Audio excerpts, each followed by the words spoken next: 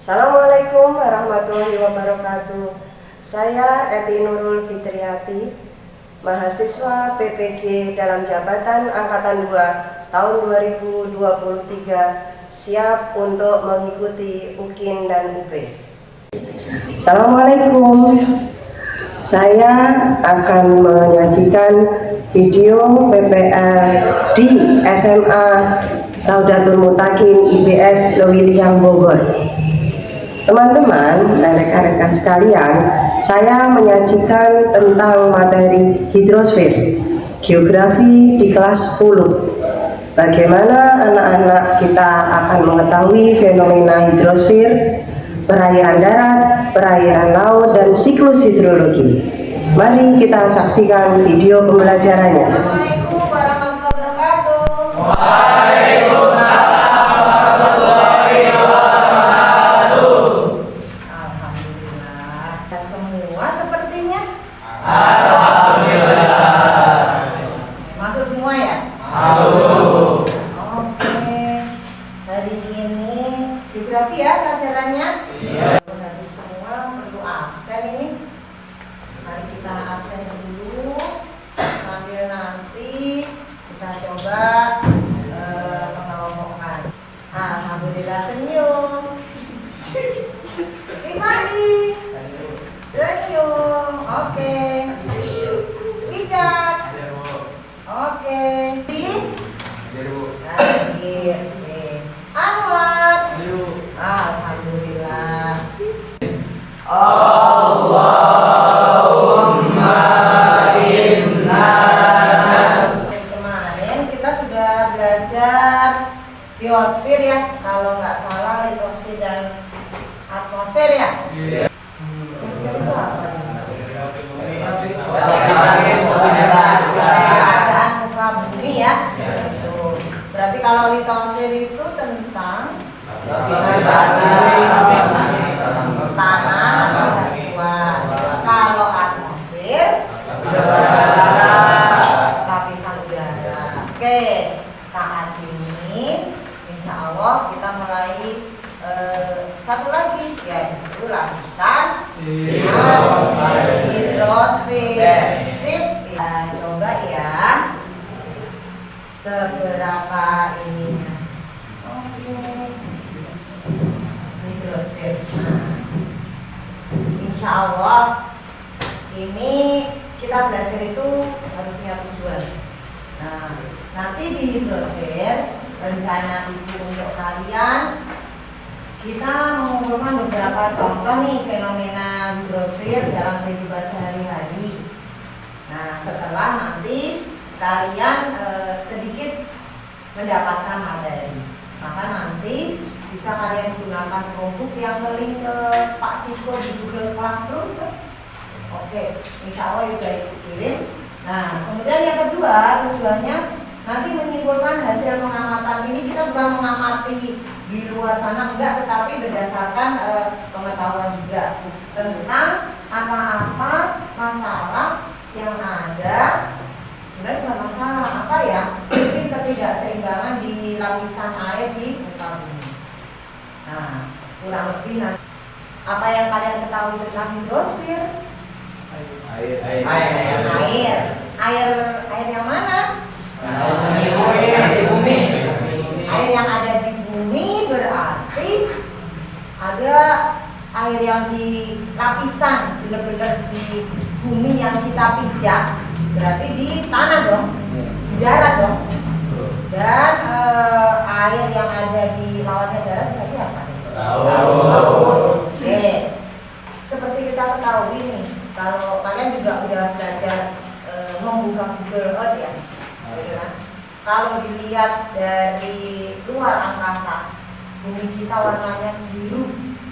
Biru itu memang pantulan warna dari air yang memantulkan sinar matahari. Tapi kalau daratan hijau ya, gitu. Karena lebih kuat tanaman daripada tanahnya yang terekam oleh kamera di luar angkasa gitu. Nah, kemudian nanti seberapa jauh nih atau seberapa nih yang kalian tahu tentang hidrosfer? Ibu minta izin, bukan ngetes ya. Kalian menjawab beberapa soal gitu kan. Itu apa yang kalian ketahui tentang bolehkah minta tolong di oper? Oper, ini 3 ke kelompok sana. Oke, yang ini 4 di sini. Maksimal bisa 10 menit ya. Apa nih kira-kira yang aku tahu tentang hidrosfer? Apa ya? Ibu bagikan KPD ya. Itu kan untuk kelompok perairan laut. Kemudian kelompok ini juga perairan Ahmad dan Taufik. Oke. Ini perairan darat. Ada Raja. Itu ya. Oke. Sebenarnya kan gini nih, ini kan siklus hidrologi nih, kan berarti itu perputaran air ya. Nah, jumlah kalau dari kalimatnya ini misalnya kan, jumlah air di bumi itu emang selalu tetap, kayak nggak tambah nggak kurang gitu kan. Cuma kok ada sih daerah yang kekurangan, ada daerah yang kelebihan. Kelebihan itu kan misalnya tuh banjir gitu kan, yang kekurangan misalnya kering banget. Nah, terus ada yang kelebihan, tapi dia disebut krisis air bersih gitu loh. Dia banjir kelebihan. Nah, kalau menurut kalian ini fenomena yang krisis air bersih itu bagaimana gitu kan? Jadi pendapat kita. Bukan. Itu kan. Jadi pendapat kita udah seperti ini. Gak apa-apa. Gitu kan. Terus kalau menurut kalian diskusi, kira-kira solusinya itu harus ngapain gitu kan? Yang sederhana aja, yang menurut kalian gitu kan? Iya,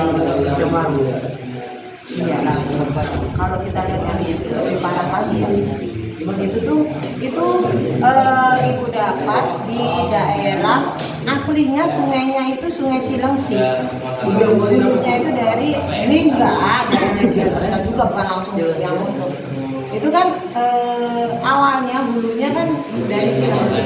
Begitu nyampe perbatasan Bekasi di daerah perumahan Viranus Indah itu bau hitam, dan sampai-sampai ada yang suka memelihara ikan di mana ya, di akuarium gitu, ada ikan sapu-sapu kan ya? Ikannya ke bawah. Dia tuh tugasnya apa? Buatnya aku kan bersih ya. Itu kalau dari gambar yang di sana itu bangkai ikan sapu-sapu banyak. Oh, ini. Nah, berarti saking tidak bisa dia bertugas. Enggak, iya udah gitu. Nah, ini akibatnya nih dari yang sampah kasar sampai yang zat kimia berbau dan begitu. Kalau kita ini di Bogor, alhamdulillah gitu kan, masih segar. Nah, menurut kalian ini fenomena dari pencemaran air ya kan? Dan kira-kira apa itu sebabnya? Memang ulah manusia, kembali memang ulah manusia. Dan sementara menurut kalian kelompok perairan darat apa yang harus dilakukan sih secara ini apa? Ya. Manggil Pandawara.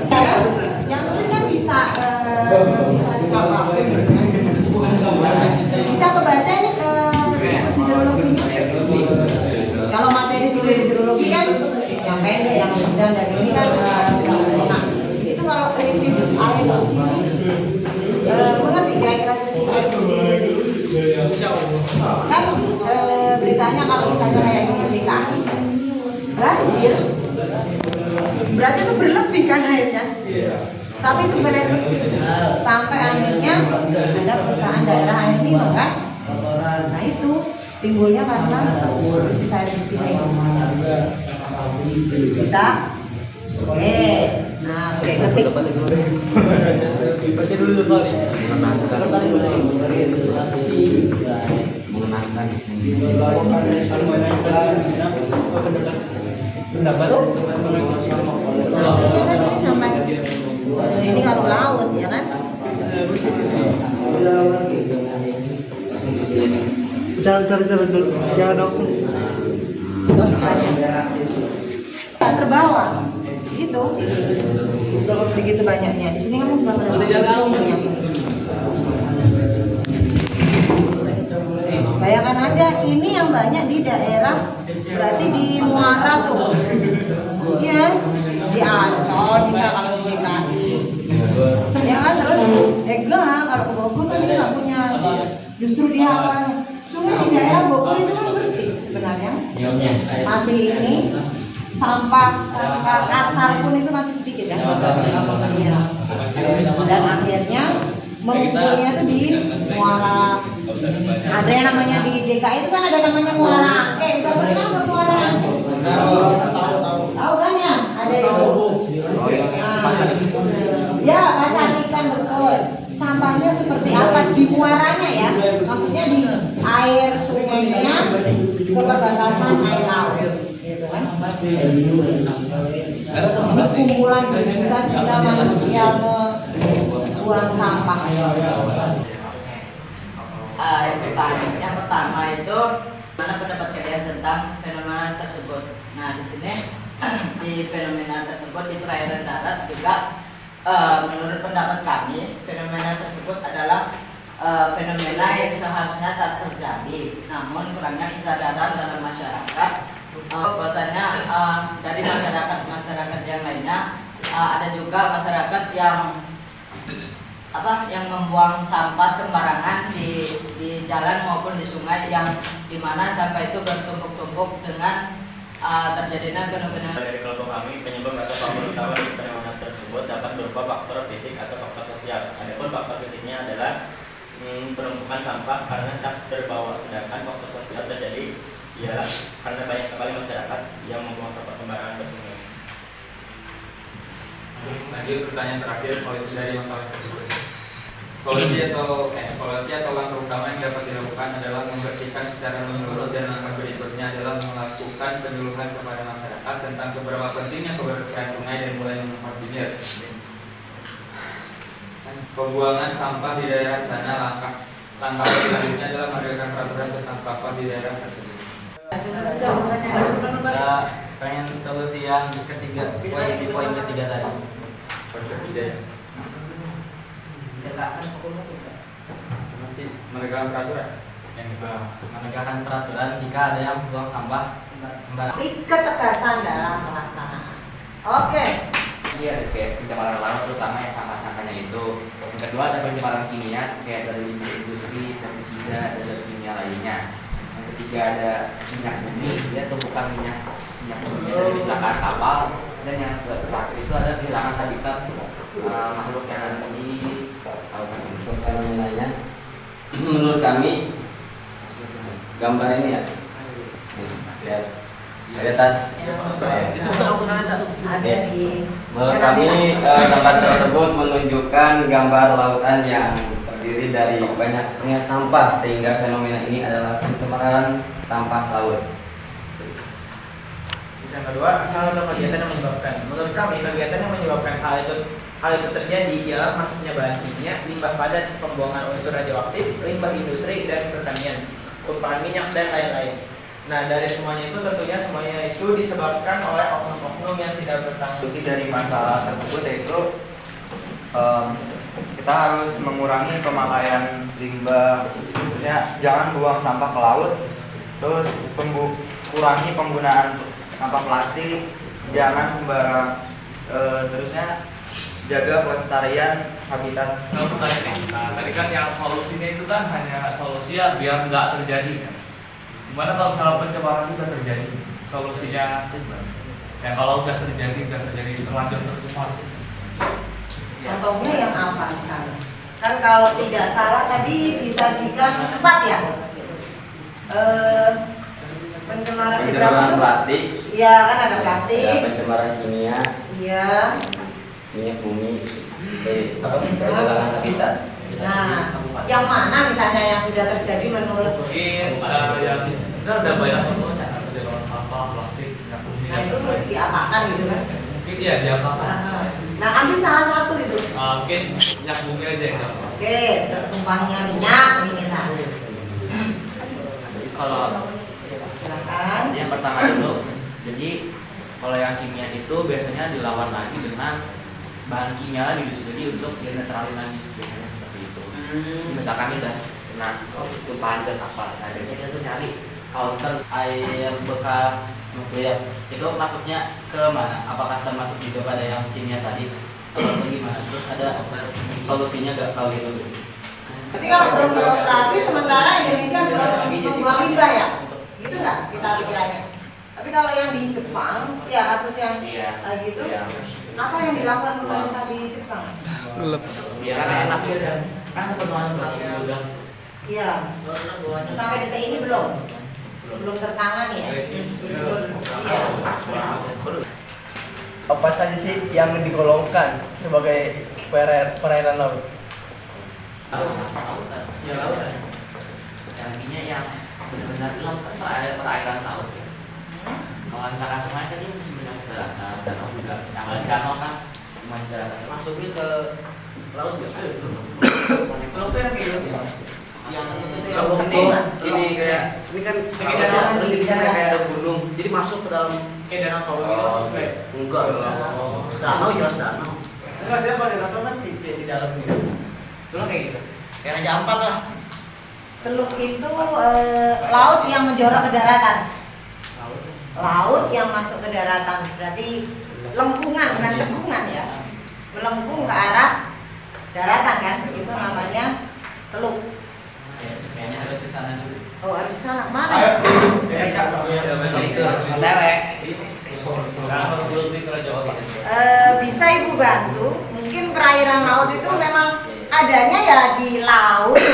Kalau laut yang luas, otomatis disebutnya lautan, samudra gitu kan. Tapi kalau yang tadi laut sampai ke pinggir laut, pantai, teluk dan tanjung. Kalau tanjung kebalikan dari teluk kan. Kalau teluk itu laut yang menjorok ke daratan, kalau tanjung daratan yang menjorok ke lautan. Jadi perairan laut kurang lebih hanya meliputi. Sudah ada lagi. Soalnya kan, jadi kan di sini itu intinya laut dengan banyak sampah. Nah, berdasarkan jika dicari tahu penyebabnya itu, yang paling banyak atau mayoritas sampah yang berada di laut itu adalah merupakan sampah atau kemasan hasil konsumsi. Jadi kayak misalkan salah satunya contoh styrofoam ataupun botol-botol bekas minuman. Nah, jadi bisa disimpulkan juga penyebab utama dalam banyaknya sampah yang ada di laut ini adalah yang pertama itu sampah itu sendiri, dan yang kedua itu merupakan kegiatan konsumsi, karena dari kegiatan konsumsi yang tidak bertanggung jawab akhirnya sampah bekas konsumsi pun berakhir di laut. Susah terurai. Jadinya itu adalah hindari alat makan yang sekali pakai. Jadi usahakan menggunakan alat makan yang bisa digunakan berulang kali.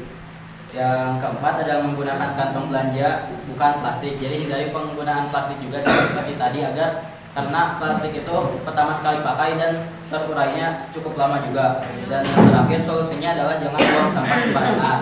Nggak boleh pakai kemasan yang sekali pakai. Jadi kayak misalkan jadi pakainya itu yang gampang terurai, kayak daun pisang dan pisang, daun jati. Nah itu jadinya bisa dibuang dan mudah terurai.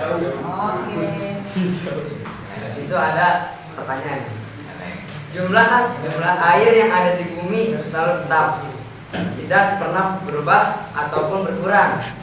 Namun mengapa terkadang di suatu daerah terjadi kekurangan air, terutama air tanah? Nah, salah satu masalah dari berlangsungnya siklus air ini adalah krisis air bersih. Terus kita punya pendapat nih, kelompok 5 punya pendapat. Fenomena apa sih yang terjadi pada siklus hidrologi tersebut? Dalam suatu daerah ada yang kelebihan atau yang kekurangan. Kok bisa? Nah, menurut pendapat saya, yang kelebihan itu adalah mungkin yang kena banjir, tsunami, atau kelebihan air dalam sungainya sehingga meluap kemana-mana. Dan untuk yang krisis air bersih, itu juga termasuk masalah. Dan kenapa bisa ada yang kurang airnya? Kenapa bisa kurang air bersih? Mungkin salah satu faktor utamanya yang saya amati dan saya cari tahu, mungkin adalah kurangnya infrastruktur air bersih dalam suatu daerah. Misalnya di Papua, orang Papua itu kalau ambil air kan harus dari kali atau gitu kan. Kurangnya pengamatan dari pemerintah. Itu salah satu contohnya adalah penumpukan sampah di saluran air yang mengakibatkan terhambatnya aliran air di saluran air. Dan ada juga pembangunan jalan yang menghambat prosesnya serapan air ke sana. Bagaimana solusi dari masalah tersebut? Untuk masalah sampah di saluran, harus ada kesadaran dari masyarakat sendiri untuk melakukan kerja bakti atau membersihkan selokan saluran. Dan jika ada pembangunan aspal, harus ada pembangunan selokan pula atau drainase. Kan gitu. Nah, itulah teman-teman Itu dalam mungkin dari kita pakai dari yang awalnya itu air hujan. Air hujan itu bakal jatuh ke tanah dan dia bakal diserap oleh tanah. Lalu dari tanah itu bakal kembali lagi ke laut. Mungkin sederhana segitu. Secara dari pulau lagi kalau misalnya bukan seperti itu nanti saya cari tahu lagi. Jadi kalau misalnya mau mencari penjelasan tentang siklus hidrologi, menurut saya penjelasan saya adalah dari laut menguap menjadi awan hujan. Lalu awan hujan itu datang ke darat. Lalu dari darat itu dia air hujannya jatuh ke tanah. Dan akhirnya tanahnya itu menyerap air tersebut. Dan dari air tersebut bakal kembali lagi ke sungai. Lalu dari sungai itu bakal kembali lagi ke laut.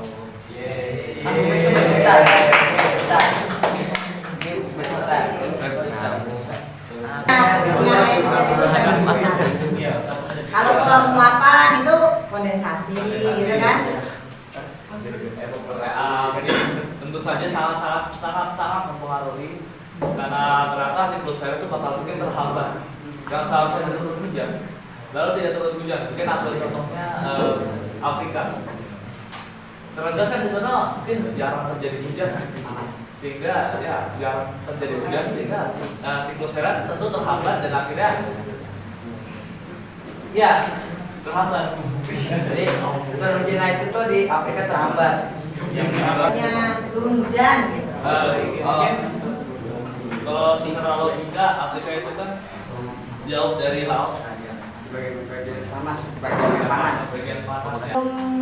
Walaupun kita berada di kota Bogor, kita kenalnya sebagai kota hujan, banyak air. Tetapi pada saat musim kemarau kemarin, benar-benar itu kemarau. Kalau yang ibu tahu, memang siklusnya itu siklus dunia, karena pengaruh dari block spotnya matahari juga. Matahari itu punya siklus 10 tahunan, sehingga mempengaruhi bumi. Pasang surutnya air otomatis mempengaruhi air yang menguap, yaitu tadi secara tidak langsung mempengaruhi siklus air, presipitasi turunnya hujan juga yang tadinya harusnya turun di Bogor ternyata ada iya gitu kan, dorongan angin, akhirnya turunnya hanya di daerah puncak. Alhamdulillah Bogornya tidak kekeringan, tapi di daerah sekitarnya Bekasi, Depok, Tangerang, itulah yang mengalami krisis air dan bahkan air bersih. Hidrologi, jumlah air yang ada di bumi selalu tetap tidak pernah bertambah ataupun berkurang. Namun mengapa terkadang di suatu daerah terjadi kekurangan air, terutama air tanah? Jadi pendapat saya tentang fenomena tersebut yaitu kenapa sih di daerah tertentu tuh ada yang disebabkan oleh penggundulan hutan atau yang menyebabkan proses transpirasi hanya meluapkan sedikit air atau ke atmosfer yang mengakibatkan air tanah dan sumber air bersih lainnya menjadi kering. Dan alasan kedua adalah karena kebiasaan orang-orang di daerah tersebut yang membuang limbah ke perairan darat yang ada di daerah tersebut yang menyebabkan tercemarnya air bersih yang menghambat masalah tersebut dengan menghemat air, tidak membuang sampah pada saluran air, menanam pohon atau reboisasi, dan membuat tempat penampungan hujan.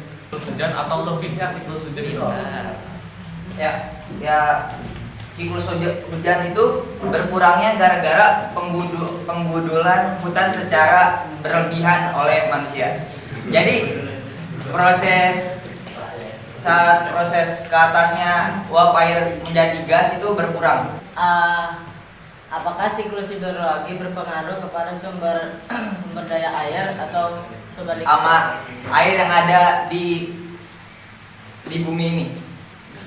Jadi kalau siklus yang ini terganggu, kemungkinan penyebaran airnya itu nggak merata. Gara-gara yang tadi hutan itu ditebang-tebangin. Penguapan dari hutan yang kita kenal transpirasi berarti ya. Jadi berkurang. Nah, maksudnya Andri mungkin ada yang lainkah yang mempengaruhi sebuah siklus selain penggundulan hutan gitu loh. Ada loh tadi tuh sempat disebut apa tuh? Sedikit sama Reza di satu kata aja. Iya, mungkin dia tidak terasa. Apa? Biasa ini orang-orang di daerah tersebut menggunakan perairan darat. Bukan. Boros. Yang lain. Melakukan. Lu katanya tuh I. Bukan. Inspirasi bumi. Sepuh. Inspirasi bumi. Terakhirnya juga I. Inspirasi bumi. Apa? Inspirasi bumi. Bukan. Inspirasi. Kegiatan. Irigasi. Bukan. Inflasi. Habis IN, oke, IN Indonesia terus kegiatan oleh kan tadi ada satu kata industri. Jadi gini kalau ibu tambahkan ya sekaligus kan ini kelompok khusus di siklus hidrologi juga. Industrinya bukan industri yang bom industri bukan. Contohnya begini, ada sebuah industri yang menggunakan air bersih ngucur terus dalam proses produksinya. Loh, kalau aku memang yang menggunakan air bersih ya. Tapi dalam proses produksinya, contoh nih ya, industri penambang gitu. Walaupun sepertinya diambil dari sungai, tapi dari sungai itu sudah disaring. Mereka memerlukan air bersih. Walaupun itu di penambangan yang jauh dari pemukiman, merambat lagi ke pemukiman. Berapa banyak pemukiman yang dibangun sehingga konversi lahan berubah, ya kan? Nah, secara tidak langsung berpengaruh terhadap siklus hidrologi. Oke, mungkin ada yang lain masih? Air minum, PDAM. Pedam. Ya kan? Nah, referensinya atau dasarnya seperti itu yang akhirnya diambil oleh pemerintah walaupun dilimpahkan kepada daerah. Makanya menjadi perusahaan daerah untuk mengolah air minum. Jelas harus air bersih. Kalau nggak bersih, minum bau.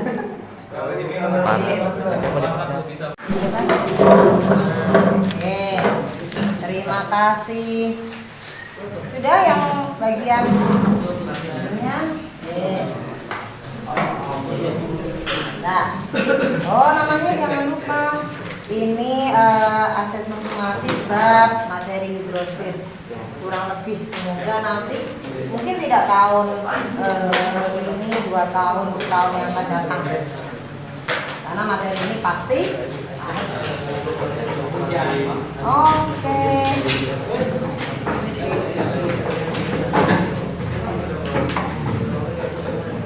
Sudah semua ya berarti. Terima kasih atas pembelajaran kalian. Belajar hidrosfer itu menyenangkan ya? Menyenangkan. Ya. Dan insya Allah materi ini nggak sulit kan diingatnya. Walaupun siklus hidrologi itu ada kayak istilah infiltrasi. Apa tuh infiltrasi? Penyerapan. Penyerapan, tuh keren. Kemudian apa tadi presipitasi? Turunnya curah hujan. Turunnya air hujan, kondensasi dan lain-lain itu di siklus hidrologi dan permasalahan di perairan darat dan laut. Oke, sudah tidak ada yang terlewat sepertinya ya. Awan terlewat, awan itu berjalan terus sesuai dengan kehidupan kita. Ibu akhiri, mohon maaf sebesar-besarnya jika banyak kata, banyak candaan yang menyinggung Bagi kalian. Oke, terima kasih. Keren kalian, salut. Terima kasih ya. Assalamualaikum warahmatullahi wabarakatuh. Yang keterampilan presentasi kelompok 1. Oke. Nah, ini untuk yang asesmen diagnostik. Oke, kita susun. Video pembelajaran tentang hidrosfer, fenomenanya di pelajaran geografi telah selesai, dan saya berharap semoga video ini bermanfaat bagi yang memerlukannya. Terima kasih. Assalamualaikum warahmatullahi wabarakatuh.